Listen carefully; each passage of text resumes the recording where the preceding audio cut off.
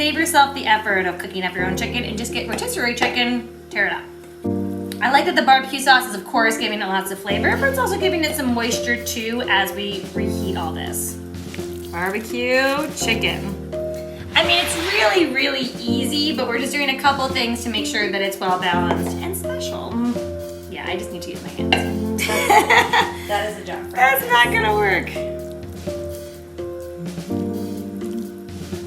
Just a nice even layer.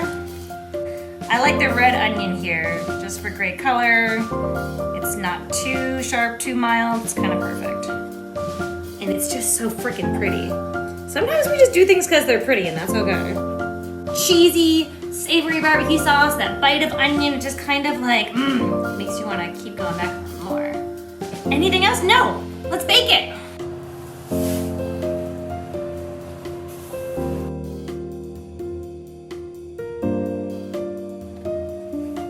There we go, it looks very good.